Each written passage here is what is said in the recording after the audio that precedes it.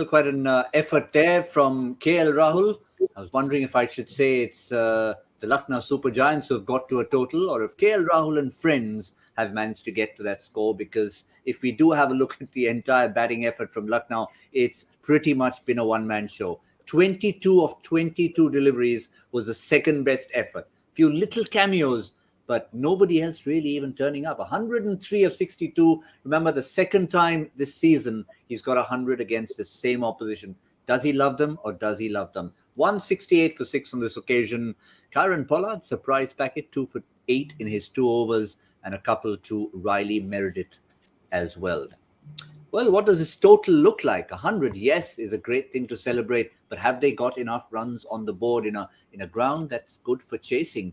And they're up against a team who haven't got a point on the board yet. So many different contradictions. Let's try and solve them on Cricbuzz Live with Shaun Pollock and Lisa Sthalekar. Shaun, first impression before we talk about the genius of KL Rahul. How do you look at 168? Yeah, 168. I think it's 9 runs short. It should have been 177. I think that would have been the ideal total. But no, in all honesty, when you get someone who gets 100, as you mentioned, it needs someone else just to have a little bit of a cameo and make a little bit of a contribution. I think 2 things stand out for me. One is that he wasn't able to maybe even go as hard as he would have liked to KL Rahul because he didn't get much support from the other end.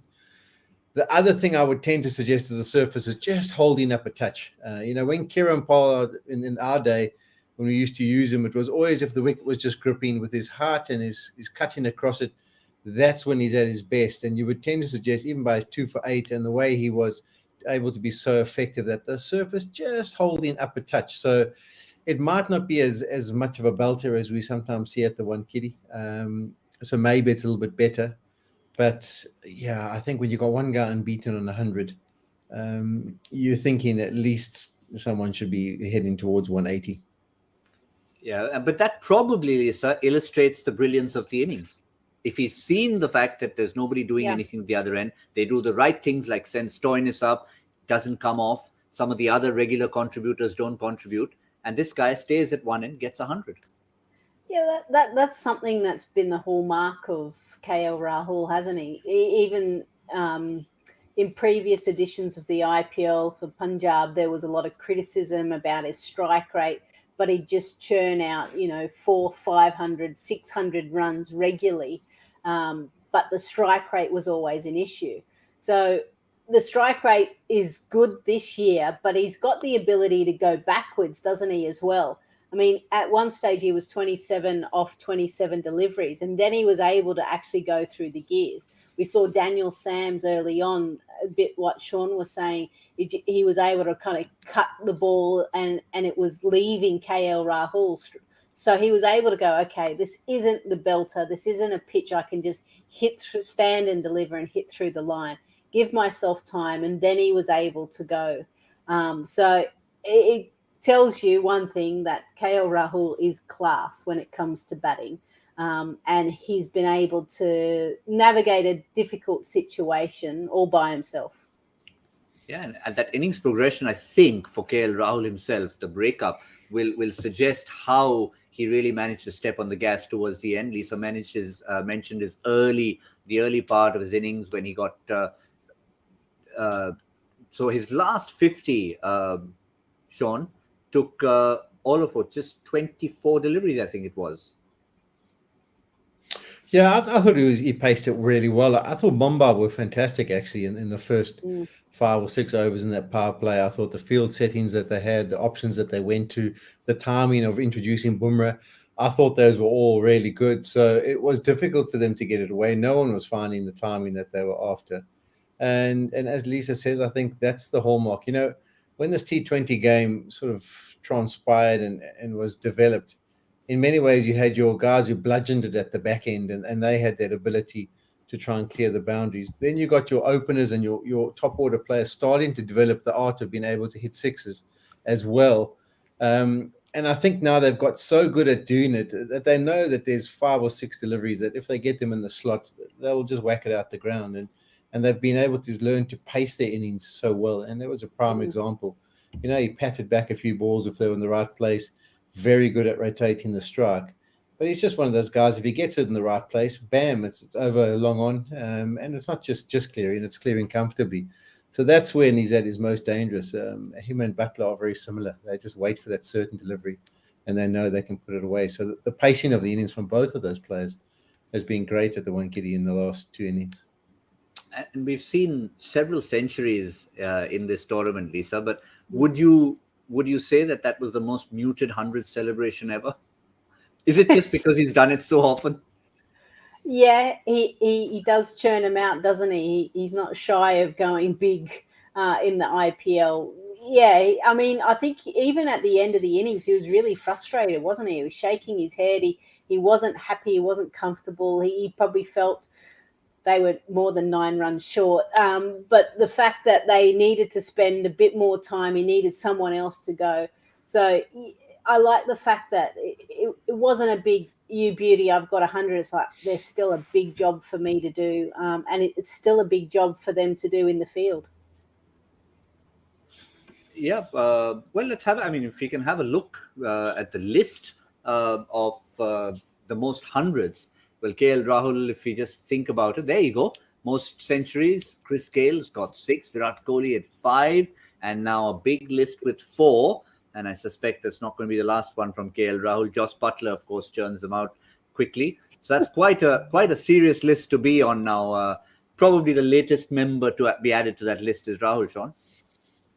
Yeah, have a look at the innings. I think the innings is the important one here. 71 for Butler and 93 for Rahul. Well, the rest of them almost have double that to get to those figures. And that's why I say I think the art of working out how to balance, how to pace an innings is getting better and better from the top order. So I would expect to see a lot more hundreds coming from individuals who bat in that top 3 and have that art and ability to crunch it. But probably the key to our entire discussion so far has been well played, KL Rahul, but it's not a belter of a wicket. So what's the discussion in there? Do Lucknow think they have a decent enough total on the board? There's no Avesh Khan. Let's remind you of that once more. So with a slightly handicapped bowling attack, are they thinking, if we only could have got 180 here, Lisa? Yeah, and we spoke about it at the pre-match as well, that from a bowling point of view, they're not standout stars. There's not someone there that you go, hang on, I don't want to face them. But what they have been able to do is bowl well in partnerships and as a group. So, yeah, the good thing is that we saw it kind of, if you bowl into the pitch, it does grip and turn a little bit. So someone like a Bishnoi, Krunal Pandya, that will be handy. The pace on, if you get it wrong, we saw. So Chamira has to get it absolutely right. So they're going to have to take wickets up the front and get into that middle order straight away. In fact, they'll probably have a look at Mumbai's, as you said, Shaun, earlier. They'll look at Mumbai's bowling effort and try and take a leaf out of that. Yeah, you always try and learn as many lessons as you can when you bowl second. I just think if you have a look at that, there's no real example of a spinner being successful. I mean, Shakeen's done well to bowl his 2 overs for 11, but he did offer up quite a few full tosses and deliveries that he got away with. So is it going to turn? Bishnoi and Pandya, I think they'll play an important part, but are they going to get the kind of assistance that they require? Is it going to be easier to hit them than maybe guys with more pace who just rolling their fingers across it? I think also someone like a Jason Holder will probably be a real handful on the surface, because if it is holding, you'll get it to stand up nicely off a length. But the only thing I would say is the first 6 overs will be vital, not only from the fact that Mumbai haven't got off to a good start, 2 guys struggling for form, but also what we tended to see in the years when I was there is that just once you roll that surface for an over or 2, it tends to play quite nicely. You can even come on a little bit better at night. So it'll be interesting to see how these first 6 overs go. If Lucknow can hold their nerve and put them under pressure, the 2 out of form batters at the top, then I think that 168 becomes more like a 180. But if they do get off to a fast start, then I think it could be easy to coast in the middle, because I don't think working the spinners around for singles is going to be that difficult. One other aspect, Lisa, and I think we briefly talked about it and didn't get a chance to elaborate more on Cricbuzz Combox, is the fielding from Mumbai. Sometimes you tend to ignore it if no one's taken a spectacular catch, but they look very solid in the field. Yes, that one drop catch, which wasn't costly. But otherwise, you have to credit them with about 15 runs in the field. Yeah, and you've got to credit the skipper, Rohit Sharma. He was the one that firstly took that catch, the diving forward. We saw him at point, kind of going across all of the square wickets and getting the ball in the hand again in cover, and also found him out at, I think, deep mid-wicket. He didn't haul the ball in, but he was the one leading the way, and that's what you want your skipper to do. If you don't bowl, which normally half a side doesn't, you've got to have an impact in the field, and he was everywhere, and he was getting the ball in hand, and that was really good to see. Of course, now the test is going to be shown for Rohit Sharma, the batsman. We mentioned it at the very start. Yes, captaincy is great. You've been the captain on the field. But when you put the pads on, you've got the little blade with you. You are a batsman. You're not the captain anymore. Yeah, it's also sometimes nice for a captain. His other job is behind him. Now he can just focus on being Rohit, the batsman, and they know what the score is to achieve. It's not something that's too drastic. You don't feel like you have to go too hard, so it's almost like he can absorb a few deliveries up front. And he'll be hoping Ishan Kishan gets off to a bit of a flyer as well, just so they can take the pressure off each other. And once they've done that, they can settle into the run chase. But yeah, I think also just the good vibes of walking out, Wankhede Stadium, crowd behind you, Sachin's birthday. I think you'll feel good about things. Yeah, it's the atmosphere is unparalleled. They just want to finish this with a win, and if there was a roof, it would have been blown off the Wankhede. There is no roof. There's a lovely sea breeze that goes across it, but I'm sure that'll be good for a party that'll be worth 2 points and a lot more. Quick predictions from both of you. Which camp are you in at the moment? Of course, we'd love to be in the Mumbai camp because it's the place to be at that stadium. I'm not even going to ask Shaun which side he's leaning. Lisa, what about you? Yeah, I think with the total that they're chasing Mumbai, if they get off to a good start, we'll chase it down. Inevitable, Shaun? Need a good power play? Yeah, I think they do, but I think they'll be fine. I think this is going to be a victory for Mumbai. Fair enough. That's where we look at it. 007 will not become 008 as far as this panel is concerned. 2 points on the board and start working on a winning streak. But forget the streak. Today's match, important, big occasion, finish things off.